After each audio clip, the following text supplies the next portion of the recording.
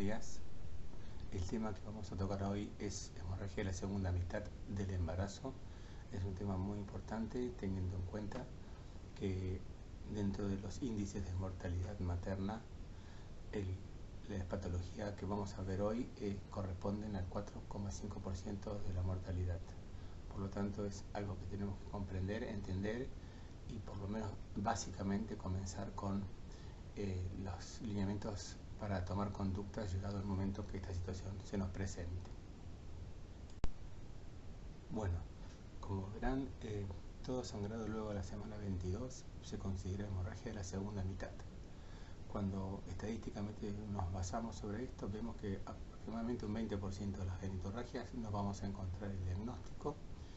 En algún momento la embarazada, el 10% de ellas van a presentar sangrado en algún momento de la segunda mitad del embarazo, y asimismo las embarazadas en general, el 3% de ellas van a tener genitorragia en algún momento de su gestación.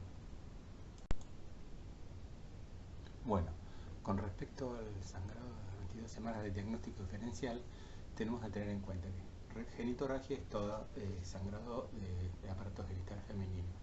Tenemos que diferenciarlo, el origen de este. Por ejemplo, tenemos que hacer un examen físico viendo si es vulva, vagina, tercio interno de vagina, cervix. Entonces, en estas situaciones podemos tener patologías como por ejemplo el sangrado poscoito, la presencia de pólipos cervicales sangrantes, desgarros vulvares o vaginales, cervicitis, o sea, alteraciones en el cervix. Desde una simple cervicitis hemos visto y se verán, hay que prestar mucha atención, un cáncer de cuello no diagnosticado previamente y que a veces la embarazada es la única oportunidad que tiene una consulta ginecológica. Con respecto a la extragenital, podemos considerar las hemorroides sangrantes y la hematuria. Las hemorroides, recordemos que son varices de las venas hemorroidales, y por las características fisiológicas las embarazadas suelen tener con mayor frecuencia. Por lo tanto, puede llegar a ser una consulta algún tipo de sangrado que la paciente desconoce o no interpreta bien el origen, y nosotros al examen físico podemos detectar que se trata de hemorroides sangrantes. Y la hematuria, por supuesto, con un análisis de orina, porque la paciente puede tener una cistitis hemorrágica y con análisis de orina podríamos llegar a descartar. Volviendo a lo anterior, si vemos que es una genitorragia, o sea, de origen genital, y hacemos la especuloscopía y determinamos que viene del útero, entonces entramos en la categoría de metrorragias, donde de las causas más comunes tenemos el desprendimiento de placenta normoinserta, la placenta previa, la rotura uterina, rotura del seno marginal y la vasa previa. A esto nos vamos a dedicar el resto de nuestra presentación. Con respecto a la placenta previa, es la implantación anormal de la placenta a nivel del segmento uterino, que va a cubrir parcial o totalmente el orificio interno del cervix, el cuello uterino, y representa el 20% de las hemorragias de las embarazadas en el tercer trimestre. Aquí vemos una imagen donde se puede ver la imagen fetal y en contacto con cefálico la placenta, que nos podemos imaginar que está obstruyendo el conducto cervical interno. Es realmente una placenta previa oclusiva total, como para tener un ejemplo.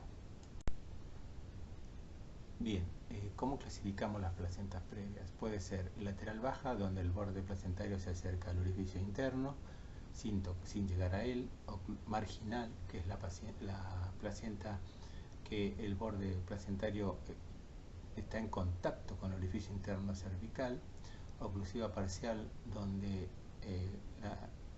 gran parte del orificio interno está cubierto por la placenta, y oclusiva total, donde totalmente está cubierto el orificio interno cervical. Estas clasificaciones son muy importantes a la hora de tomar conductas obstétricas. Los primeros dos, ya veremos si en algunas circunstancias se puede llegar a realizar un parto vaginal. Evidentemente, las otras dos opciones, la parcial o la total, está totalmente contraindicado el parto por vía vaginal. Por lo tanto, es saber estas grandes diferencias para tomar una conducta en el tiempo oportuno. Bien, con respecto a la etiología, tenemos que tener en cuenta la edad avanzada de la madre, el embarazo múltiple que dispone la multiparidad, donde el hecho de haber tenido muchos embarazos ha provocado reemplazo de la fibra muscular por zonas de fibrosis, y estas zonas desfulidas del músculo uterino predisponen la implantación anómala de la placenta, la cesárea previa, las miomectomías, los legrados y el tabaquismo. Un paréntesis para hablar de cesárea previa, miomectomía y legrados son situaciones donde generan cicatriz en uterina y donde hay una zona donde el endometrio puede estar alterado, y es donde allí se va a instalar con mayor posibilidad la placenta previa. O sea, el hecho de tener cirugías uterinas previas es un factor predisponente para la formación de la placenta previa. Bueno, las características clínicas de la hemorragia, la metrorragia de la placenta previa es una sangre roja, rutilante. De característico el sangrado indoloro, la paciente no refiere ningún tipo de dolor. Esto es importante para hacer un diagnóstico diferencial con algún otro tipo de hemorragia de la segunda mitad del embarazo. Es repetitiva, o sea, hay pacientes que tienen placenta previa con sangrados escasos que nos relatan, o nosotros podemos constatar que es en forma intermitente en transcurso de días o semanas. Recordemos que la placenta previa sangrante es la primer causa de sangrado del tercer trimestre, por eso es muy importante tenerlo en cuenta, y que estadísticamente 1 de cada 300 embarazos va a presentar este tipo de patología. Bueno, en principio, ante la llegada de una paciente con genitorragia, podemos hacer un diagnóstico clínico de placenta previa en función de las características del sangrado, el color, como vimos hace instantes, la no presencia de dolor uterino, y luego la especuloscopía, que nos permite visualizar el cervix y constatar que el sangrado viene de cavidad uterina. Esto nos hace un primer diagnóstico presuntivo de placenta previa.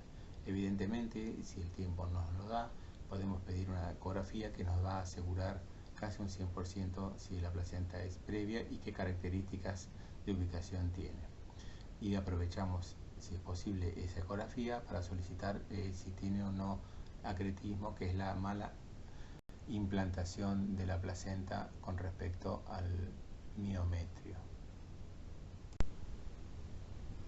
Con respecto al tratamiento de la placenta previa, si la patología la podemos diagnosticar en el segundo trimestre, tenemos que indicar, y el sangrado no es abundante, podemos indicar reposo absoluto, no tener relaciones sexuales, no realizar ejercicios y una ecografía de control, siempre y cuando dándole a la paciente las pautas de alarma que si el sangrado aumenta o es abundante debe concurrir. Con respecto al tercer trimestre, por supuesto, las pautas de alarma para que concurra inmediatamente al servicio de maternidad, no realizar viajes, ir haciendo una evaluación fetal y evaluar la maduración pulmonar fetal, teniendo en cuenta que si la paciente debe ser sometida a una cesárea de urgencia porque el sangrado es muy abundante y riesgoso, vamos a encontrarnos con un feto prematuro. Por lo tanto, la realización de la maduración pulmonar fetal para disminuir el riesgo de complicaciones pulmonares fetales puede estar indicado en esta altura del embarazo, previendo que va a tener que hacer un parto en forma prematura. Cuando nos encontramos frente a una paciente con sangrado por placenta previa, debemos en primera instancia evaluar la magnitud del sangrado, evaluar la edad gestacional, el estado hemodinámico de la madre debido al sangrado que presenta y la salud fetal. Frente a esta situación nos planteamos los tratamientos a seguir. Si el embarazo es menor a 34,6 semanas, o sea 35 semanas, y el sangrado es escaso y no hay complicaciones materno-fetales, la paciente se debe internar, ingresar tratamiento con tocolíticos o autoinhibidores si es la paciente presenta algún tipo de contracciones, y realizar la modulación pulmonar fetal con betametasona de acuerdo a las dosis características para este caso. Con respecto a un embarazo mayor a 35 semanas, se debe internar a la paciente, evaluar la salud tanto materna como fetal y, si es posible, postergar el nacimiento en función del estado hemodinámico de la madre y del feto hasta que gane tiempo, semanas y maduración fetal, siempre y cuando, repito, la paciente esté compensada, no haya sangrado y nos permita, bajo internación y total control de la paciente, poder diferir en días o en semanas el nacimiento del feto. Cuando nos encontramos frente a un caso de una placenta previa sangrante en forma descompensada, lo primero que debemos hacer es compensar a la madre para evitar el shock hipovolémico y, en segunda instancia o paralelamente, realizar una cesárea de urgencia. En este caso no debemos tener en cuenta ni la edad gestacional ni la madurez fetal, teniendo en cuenta que el tratamiento para evitar el sangrado de placenta previa es la extracción de la placenta. Por lo tanto, hay que hacer la cesárea, hacer nacer el feto y luego la extracción de la placenta. Por lo tanto, reitero, un dato que deben saber: no debemos tener en cuenta la edad gestacional o madurez fetal, porque cualquiera de estos planteos nos hacen demorar la cirugía y nos va a tener como consecuencia el shock o inclusive la muerte materna. Las complicaciones de la placenta previa sangrante: podemos encontrar un desprendimiento hormonoplacentario, una hemorragia materna como consecuencia extrema la muerte materna.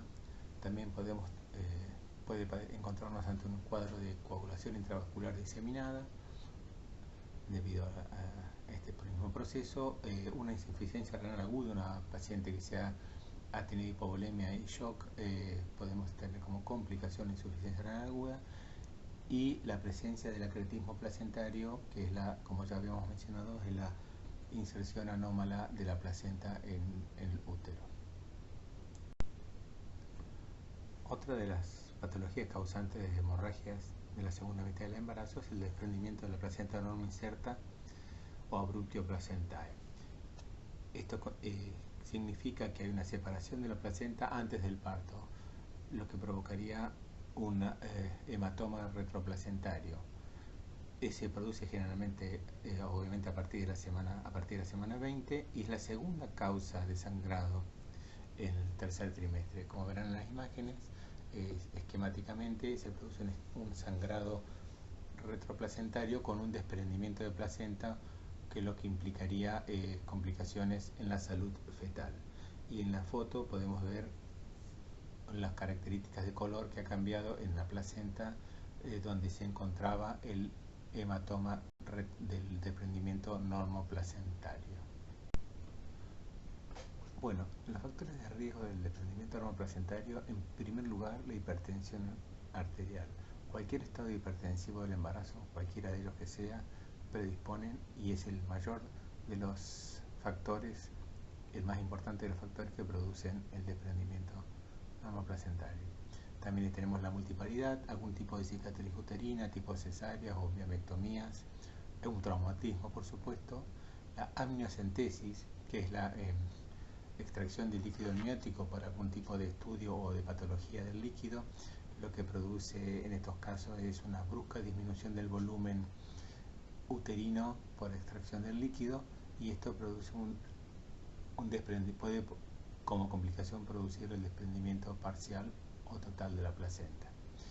El uso de cocaína y alcohol, la ruptura prematura de membranas, algún tipo de trombofilias, lupus, y el cordón corto, que es una situación anatómica del feto.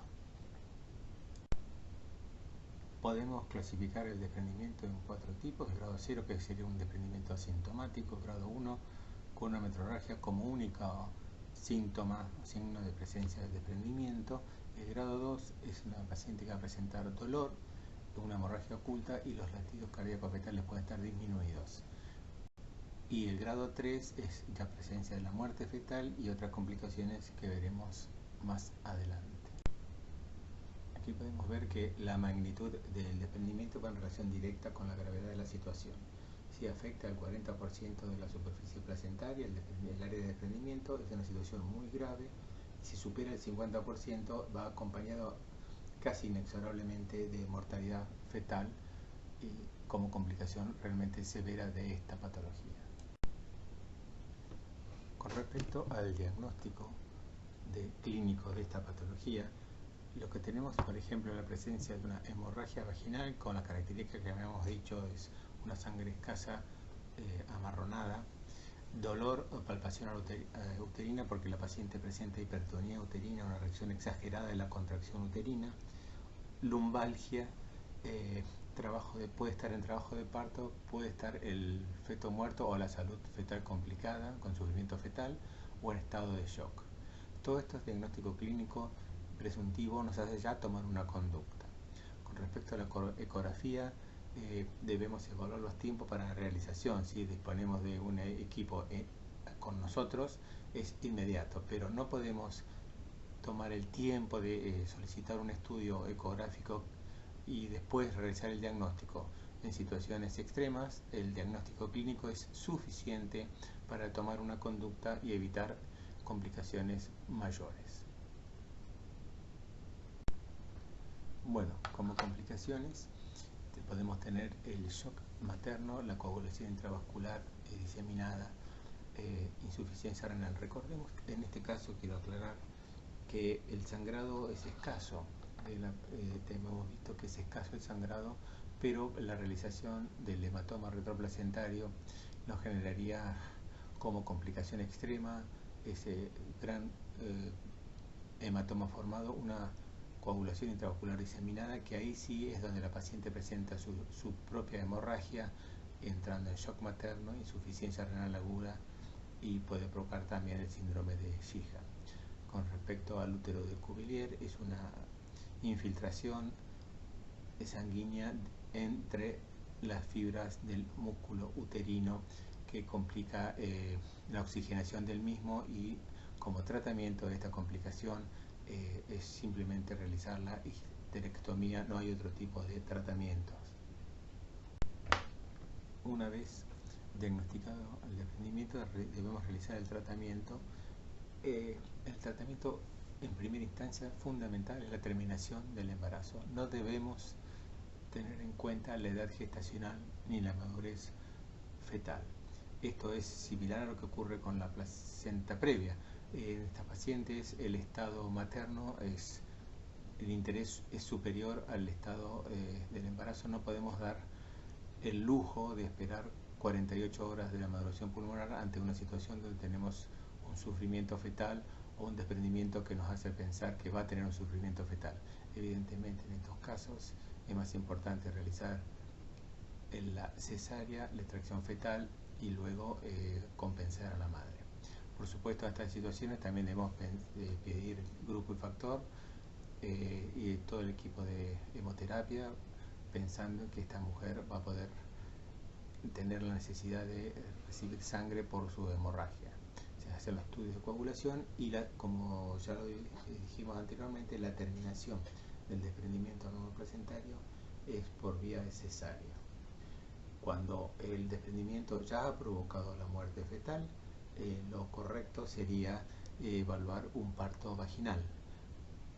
De todos modos, tenemos que tener en cuenta el estado de la madre, porque si presentamos un útero de Cuvier, que es la apoplejía uterina, o un sangrado abundante o un estado hemodinámico complicado, no podemos perder tiempo induciendo un parto aunque el feto esté muerto, porque ahí estamos poniendo en riesgo la vida materna, y en estos casos, aunque el criterio dice que no, pero la lógica dice que sí, realizar una cesárea aunque el feto esté muerto para evitar complicaciones en la salud materna. Otra patología que nos puede llevar a la hemorragia en la segunda mitad del embarazo es la ruptura uterina. En estos casos, como factores predisponentes para esta patología, tenemos cicatrices uterinas anteriores, miomectomía, cesáreas, cesárea corporal, que es una cesárea de forma vertical, no por el segmento, como habitualmente se realiza, que se genera mayor zona de debilidad. Inducción del parto con un Bishop desfavorable. El Bishop es una escala donde uno puede realizar las características de situación y presentación fetal y respecto a las posibilidades o no de iniciar una inducción, al igual que la macrosomía fetal y el uso de prostaglandinas. Son estas situaciones donde el médico actuante debe evaluar si se dan las posibilidades para que el paciente sea sometido a una inducción o no, porque si no cumplimos con ellas, puede, como complicación por el exceso de trabajo de parto y no progresión del mismo y exceso de contracciones, por ejemplo, dado por las prostaglandinas, puede provocar una ruptura uterina. El 40% de los casos se presentan cuando hay una cicatriz anterior, por eso se toman muchos recaudos con las pacientes que tienen una cesárea anterior, que si bien puede realizar un trabajo de parto normal, debe ser estrictamente controlada. Con más de una cesárea anterior o una cesárea corporal, que es una característica distinta, está contraindicado el inicio del trabajo de parto por las posibilidades de que produzca una ruptura uterina. Debemos sospechar una ruptura uterina cuando la paciente presenta un dolor intenso y súbito, una hemorragia vaginal que les puede llevar al shock, un sufrimiento fetal, porque evidentemente al romperse el útero hay muchas posibilidades de que el flujo materno-fetal esté disminuido o ausente. Y semiológicamente, más allá de eso, no hay palpación de la pared uterina a través del abdomen materno, se pierden las relaciones con el feto y el útero, y si estamos en un trabajo de parto podemos realizar un tacto, vamos a encontrarnos que si la paciente en un tacto previo podemos realizar la presentación, la variedad, etcétera, etcétera, vamos a encontrar que esa situación ha desaparecido, porque tenemos en estas circunstancias el feto retrocede, ingresa a cavidad abdominal por la ruptura uterina y perdemos la noción del tacto a través de la vaginal. Con la ruptura uterina estamos ante un cuadro extremadamente urgente. Debemos controlar la salud materna por el shock hipovolémico que va a producir, y el tratamiento inmediato es la laparotomía, con ingreso a la cavidad abdominal, con extracción fetal y eventual histerectomía. Eso se evaluará de acuerdo a la magnitud de la ruptura uterina y si es necesario o no recomponer la anatomía uterina, o estamos ante un cuadro de suma gravedad y destrucción del tejido muscular uterino que implicaría la histerectomía como único tratamiento. En estos casos de fetos en cavidad abdominal, lamentablemente es muy probable que también se produzca la muerte fetal por el descenso o la anulación del intercambio materno-fetal en el útero. Con respecto a la rotura del seno marginal, que es otra de las patologías que nos reúne hoy, el seno marginal es un grupo de venas dilatadas y lagos venosos en la periferia de la placenta, o sea, en los bordes placentarios, y está compuesta por sangre materna venosa. Esto es muy importante para ver después la evolución de esta enfermedad. Cuando se produce la ruptura del seno marginal, en el 70% de los casos es durante el trabajo de parto. Hay pérdida de sangre, que es indolora, roja, rutilante, no es un volumen aproximadamente entre 100 y 200 centímetros cúbicos. El útero maneja su trabajo de parto en forma normal, con las contracciones y la relajación adecuada, y no hay sufrimiento fetal. Esto nos da cierta tranquilidad y un diagnóstico presuntivo de ruptura del seno marginal. En cambio, si la ruptura del seno marginal se produce fuera del trabajo de parto, como las características son de sangre roja, rutilante e indolora, también podemos pensar que puede ser una placenta previa. Acuérdense que son las características también del sangrado de la placenta. Entonces son los dos puntos a tener en cuenta. Evidentemente durante el trabajo de parto los cuidados son otros que una paciente que no tiene ningún tipo de sangrado. Cuando tenemos un sangrado desde las características, como hablamos hace un instante, se debe realizar el trabajo de parto en un manejo activo. Esto implica una ruptura de membranas y aplicación si no hay contracciones de tipo características, un franco trabajo de parto, estimularlo. De esta manera lo que logramos es acortar los periodos para que ese sangrado, que si bien es escaso, no se prolongue en el tiempo. Evidentemente, una vez que se produce el parto y el alumbramiento, el diagnóstico definitivo lo va a dar la anatomía patológica, porque recién nos vamos a dar cuenta con el estudio de la placenta de qué patología se trataba. En relación a la basa previa, son vasos fetales en las membranas que están desprotegidos de tejido placentario cordón, o sea que transcurren libremente, que cruzan a través del orificio cervical interno. Esta patología, la basa previa, predispone en las placentas bajas una inserción velamentosa del cordón, una placenta bilobulada, gestaciones múltiples y fertilización in vitro. Verán las imágenes como transcurren por las membranas sin ningún tipo de protección, y en la foto con un cotiledón accesorio, lo que también hablamos como la placenta bilobulada. Esos son factores que predisponen a la presentación de una basa previa. La presentación de la basa previa estamos ante una metrorragia roja rutilante luego de que se rompen las membranas ovulares. En estos casos sí puede haber sufrimiento fetal agudo. Si tenemos oportunidad de hacer una ecografía antes del trabajo de parto, un hallazgo, el ecografista puede identificarla con certeza y darnos la información para tomar una conducta. Con respecto al tratamiento de la basa previa, hay que evaluar el estado de la salud materno-fetal, la magnitud de la hemorragia, y en función de esto tomar conductas en la continuidad del parto, o si la hemorragia es abundante y preocupante, debemos realizar una cesárea. Muchas gracias.